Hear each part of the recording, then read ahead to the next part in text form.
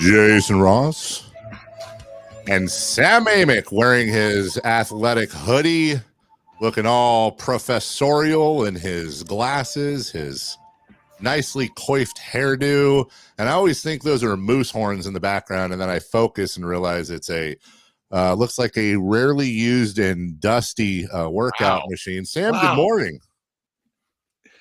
Easy Really? there, cushy poker players build guy. That's what I was going to say, dude. You're not allowed to wow me after branding me for life as a cushy poker player build, which I keep looking for a really muscular poker player, and I have yet to find one. You left out for the YouTube audience, man. I got a little. This is the self-help interview. I got a little lotion going. It's very shiny up here. Yeah, what's going on with the lotion from the basket there? I know. I don't know. I also, if we're doing the dog thing, I mean, hold on. Let's do the dog thing. Let's introduce Gus to oh, there we go. There we go. Look at that. This is Willow. Look at the dog. It's so cute. Sorry, everybody not on YouTube. Look at Willow. Hey, Gus, look at Willow. Look at Willow. All right, dog is that? Sports talk. What kind of, real quick, what kind of dog is that? A hypoallergenic dog, I'm guessing? It is, yeah. It's a mini. I mean, that's one of her qualities, yes. Yes. It's a mini labradoodle. Oh my goodness gracious! Is she a Yarkie dog? Is she fairly quiet? She's mostly quiet. Okay. I love her because I've never been a small dog person, if I'm being honest. And then we got her, and my wife was happy, so I went with it. And she has like a pretty hilarious big dog mentality. Hey, look at that! Now there she is. Yeah. Okay. On cue. But yeah, she's fun. Well, speaking of, sorry, Gus, get out of here. Let's hear this segue. Yes. Speaking of big dogs, Draymond Green is the big dog for the Warriors. He is the enforcer. He is the some would say the heart and soul, and he has been suspended indefinitely. We're all taking guesses, Sam, as to indefinite. And Jason was going down this road a little bit earlier. I agree with it. You can kind of compare and contrast what went on with Ja Morant, where he had the initial or maybe second suspension, the one where he had to get the counselor at the mansion in Florida and whatever the hell that was. And then the next big hammer came down after he did something again. Do you think there's anything to the NBA and perhaps in conjunction with the Players Association really now following the blueprint and this may end up being the one before the one if it happens again? Yeah, I do think they're setting the stage. I mean, it's not rocket science. The history of incidents, especially for Draymond in the past 13 months or whatever. I mean, last 2 years have been really rough. Have created a need for the league to wrestle some of the decision-making power away from the Warriors and to, allow themselves to have the hammer if they want to use it. This one, I'm curious to see how long it lasts. I know he has to meet certain league stipulations. The early intel that we're kind of hearing is in the 10 to 12 range. If all goes well, which honestly, I was handicapping 10 to begin with, but the nuance there and the distinction is that that was the dog. Sorry. That was the dog. Yeah. She had to shake right by the microphone. Yes, she did. The nuance there is that I think they didn't want the initial public and media conversation to be focused on, is it enough? So it's like you say indefinite, and you also send the message to Draymond and the Warriors that we're in charge here. And not to go too macro, but if you go back to the Jordan Poole punch, and I wrote this today or last night, I think that was a mistake, that the league let the Warriors handle that situation. That dynamic has obviously changed. Sam, on the other part of this, like the indefinite, and then he kind of hit those, I think you used the word stipulations. I know that's kind of vague for all of us, whether it's anger management, something that appeases the league / appeases the Warriors. Any true idea of what they're trying to get out of that or what that might actually look like for Draymond?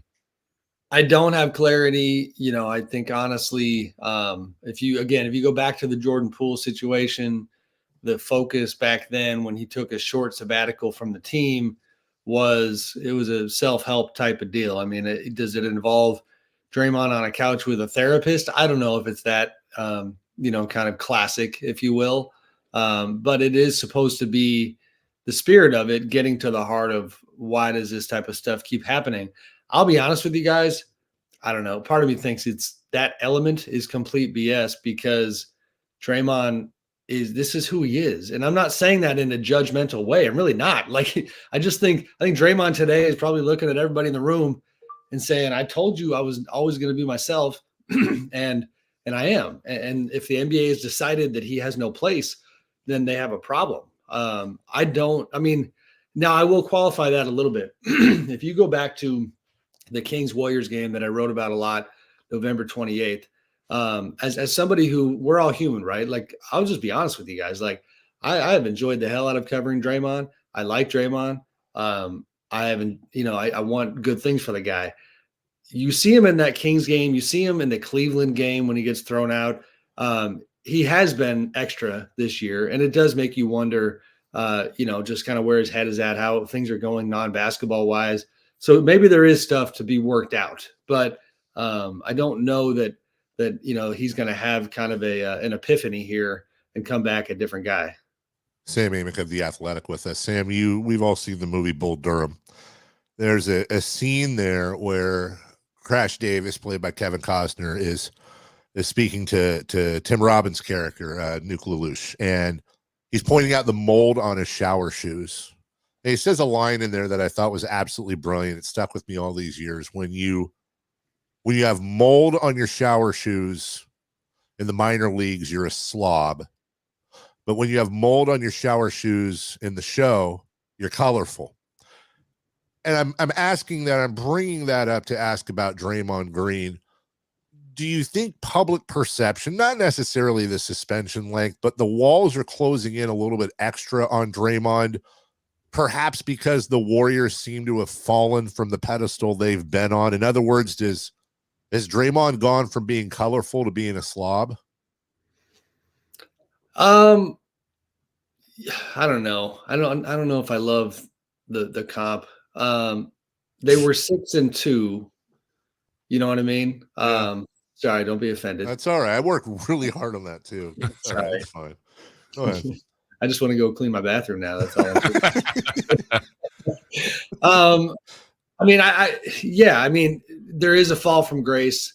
If it is something that is a difference maker that helps your team remain at a championship level, it's a lot more excusable, at least internally, to the team that employs you. But listen, it has happened quickly for the Warriors. They've lost 12 out of 17. I will say, because it's sports and you never know, like, granted, he's going to be out for quite some time, but who the hell knows what happens later in the season. But yeah, it's more acceptable in some circles when it is, part of a championship formula. And when it's not, it's really messy. And I guess that is the comp you're making, the messiness, the losing. That's the minor league part of it. Wow. Thank you for that. I got there, Dave. I got there. Thank you. Gotcha. Yeah. I mean, I hear you. And it's also, I would say, you have to watch the Warriors closely in terms of, I'm taking cues from them, meaning, okay, when you're at that Kings game and you see guys on the bench, I wrote about this little conflict they had. You remember when Draymond flops, when Trey Lyles hits him, and he did get hit, but he also flopped. And then he's arguing about that call. And then he's mad that Malik Monk was carrying the ball. And then he gets the tech. And it's like, okay, this is your first game back from a 5-game suspension. Any rational person would maybe ease into things. What are you showing? Yeah, nice. That's my Twitter avatar. Go ahead. Draymond Green flopping, and there's Trey Lyles anyways. And, but then what struck me is that you go to the sideline. It's a key moment in the game. There's a lot of action happening on the floor. And he's in the middle of the court telling Steve Kerr all about Malik carrying the ball. Right. And it's like, it really did feel like you're at the playground and your kid just won't stop talking to you. You're like, dude, go play. Go. What are you doing? There's stuff happening here. And then he goes to the bench and he kept talking about it. Guys got upset. He got into it with an assistant coach. I think he went back into the locker room eventually to cool off. It's just, you can see the people around him being exhausted by it. Yeah, and I want to piggyback off that, Sam, because that was, again, you were courtside. I remember that. I remember talking to you after that game on this show with you, and that moment, I remember it's almost like he went to everybody on the court that would listen, and Steph was listening, but like didn't want to listen. And he's the one to me, Sam, that can move this whole needle. And I don't know what Steph truly thinks. I know Steph realizes he helped him win championships, helped him win MVPs. He knows his true value when he's on the floor. And everybody said the right thing publicly. Do you have any kind of read of what Steph is now feeling about Draymond currently versus what all the great stuff they had together before? Yeah, it's safe to say, I mean, I'll go back to the Jordan Poole thing. Steph was very frustrated with him at that point. Now, I mean, have I connected with Steph or his people in the last couple of days on this? I haven't. So I'm speculating here. I think I'm sure he doesn't enjoy the way the media conversation is now turning, which is there's a lot of conversation about whether or not the Warriors and Steph Curry have avoided leadership because, I mean, I had a line in today's column about how that moment in Sacramento showed that nobody, including Steph, could get through to him, and it does, to me, it's worth highlighting things like the individuals who have left the Warriors orbit who mattered a lot. So Bob Myers, leaves. When Bob left, the number one, of course, former GM who was with him through the title run, when Bob left, everybody said that this could be a problem when stuff goes south. We're seeing that right now. Mike Dunleavy Jr. is a very nice guy. He doesn't have the gravitas to deal with this. Steve Kerr does, but Steve is also a head coach who doesn't have a contract next year and who, I would love to kind of know his true inner thoughts at the moment. Andre Iguodala, who used to be able to get through to Draymond, is retired and now heading up the Players Union. All these different things. I ran into Sean Livingston the other day. That's another leader that used to connect with Draymond. And I keep going back to the Sacramento moment, guys. Who was trying to calm Draymond down? Jonathan Kuminga, Trace Jackson Davis, a staff member who, I'm not kidding you, I still have not been able to figure out who they are. He had his hands on Draymond's shoulders, and it's driving me crazy. It's like I don't even know who that is. And so, that environment has changed a lot. Sam Amick joining us from The Athletic. All right, enough about the Warriors. Who cares? Screw them. Let's talk about our Sacramento Kings. Not as dramatic, Sam, but Jason and I started the show talking about the Kings and expectations and how last year at this time the Kings had this record, we would all been over the moon, but it does seem like many in the fan base believe there's an issue. On one hand, they've lost to 4 teams in the NBA. On one hand, they are undefeated against the upper echelon of the Western Conference. On the other hand, they seem to have this penchant for getting blown out by the Houstons and New Orleanses and Clippers of the world. What do you sense when you take the temperature of the Sacramento Kings?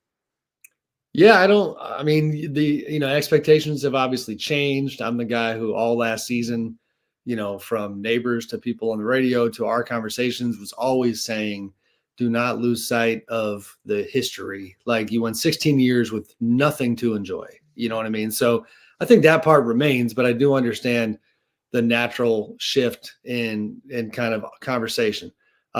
They look like a good team right now that has very little chance of making an impact in the playoffs. I'll be honest. I'm talking about their statistical profile.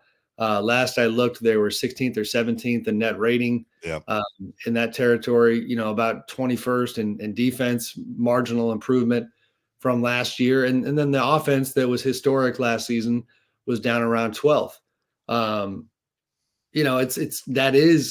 They are a, hovering around 500 team. And I would also say, excuse me, you talk about the teams they've lost to.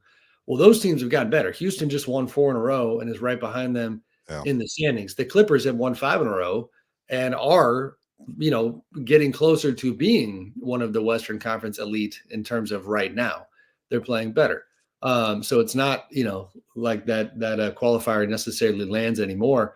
They lack size. The New Orleans matchup obviously exposed that, but they're in a tough predicament too, because they have all this flexibility heading into the trade deadline where they could take a big swing.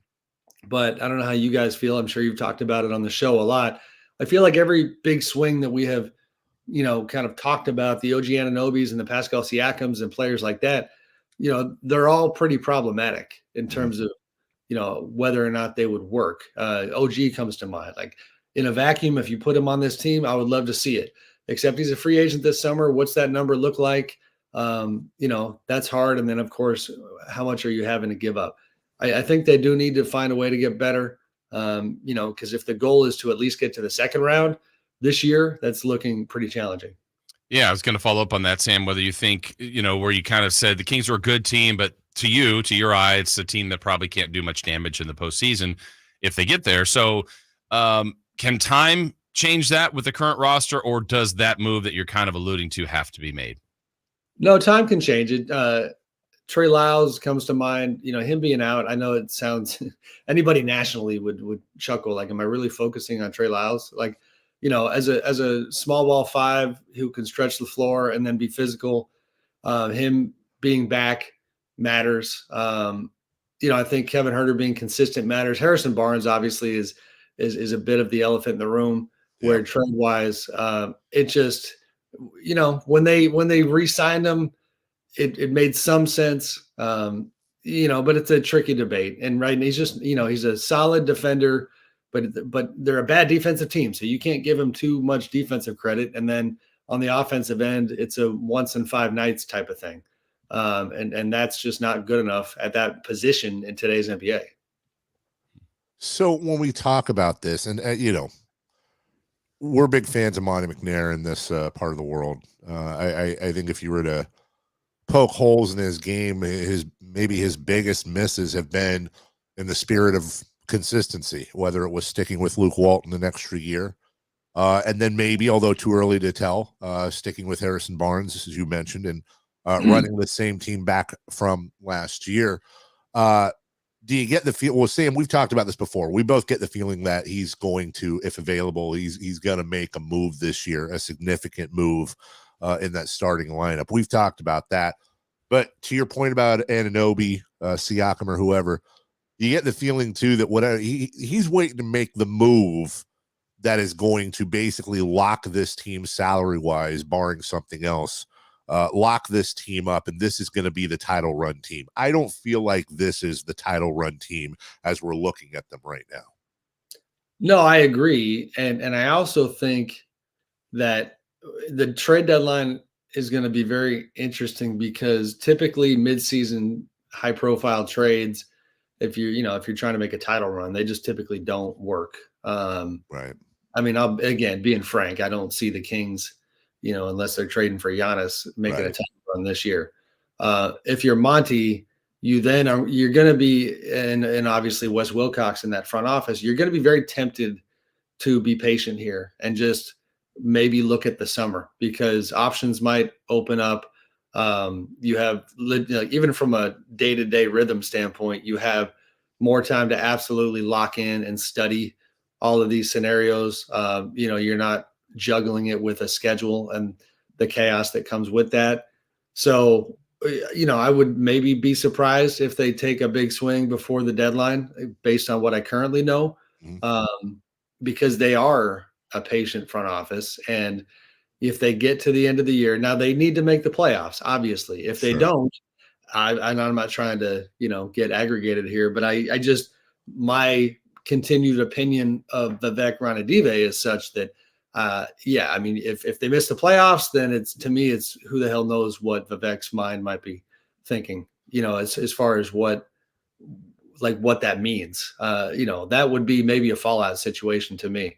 I don't know, what direction that goes, but they got to make the playoffs. But I know they don't want to make a mistake and jump too early, so to speak, and have the ceiling be not as high as they want it to be. Well, and we struggled with my analogy earlier. Let me see if I can clean it up. I always try to follow Denver for the blueprint. You've got Diet Jokic at the 5 and Sabonis. You have Fox, who's your Jamal Murray. You have your MPJ and Keegan Murray, perhaps, and that leaves 2 spots. would you land with me that it seems like this Kings team needs their Aaron Gordon move, which was made, I believe, middle of the season? I could be wrong, but really didn't start to click until a season or two later. Yeah. I mean, that's a good one. But I think the ceiling is still, I mean, I don't know who their Aaron Gordon is, so it's hard to say. Right. The Nuggets were closer at that time. You know what I mean? They were closer to it, so to speak, than the Kings are now. And I also wonder, in terms of the model to follow, roster construction wise, I see your point about Denver. And when it comes to Monty and his history and his experience, obviously don't forget all those years he spent with the Rockets, where they were star focused. Yeah. And really, he has actually, you got Sabonis as Jokic light. I mean, Monty has been a little bit Daryl Morey light, meaning he went after Domantas Sabonis and he gave up a premier draft pick, to get him. And that's a big time gamble to go after a name where this city and this team, he wanted a star. And, Sabonis was that guy. So, the Rockets, they take swings and that's what they do. And so we'll see if that's what Monty does. Sam, one last thing really fast. I know outliers are interesting. The top of the league, superstars having great moments. For you and your staff, The Athletic, I don't want to leave Washington out because they're really bad. The Wizards, the Pistons, and the Spurs. Are those stories compelling right now for you guys? I mean, seriously, there's a lot to write about with how bad they are. There are. I was actually going to have a line in my Warriors Draymond column about how their core is old, but too young to not, they all want to compete for championships, right? And they're not going to do the Harlem Globetrotters thing where they just entertain and they're happy. And then I was going to have a line about how, this is not the Globetrotters league. There's no Washington Generals. Oh, wait, there is. There's the Pistons and the Spurs, and at times the Wizards. No, they're not. The compelling storylines there for me are, if we're just being hot take artists here, Victor Wembanyama hype coming too soon because he looks great. But as people have pointed out, when Kareem came into the league and these guys that Victor has been compared to, they affected winning. So the Spurs thing just kind of bums me out that they're losing so many games because, I thought he would have more of an impact overall. The Pistons is first world problems, meaning you got Monty Williams making $14 million a year, roughly. That is a very expensive failed project at this point. And I'm sure it seems like Kings fans are enjoying the downfall of young Jaden Ivey, with how he handled his Sacramento situation. So, yeah, I mean, they're not compelling. They're compelling like a car wreck, Jay. You know what I mean? Like you're looking, and you probably should just keep moving. Yeah. Is it the fault of former Kings president Chris Granger? And who won the Tyrese Halliburton, Domantas Sabonis trade? Sam will break both of those down for us next Thursday. In the meantime, look out for everything he is writing. The best in the business, the one, the only, the lovely, the talented, the very shiny Sam Amick. Thanks, Sam. Thank you, buddy. Appreciate you. Nice meeting you. We'll take a break, yours too, when we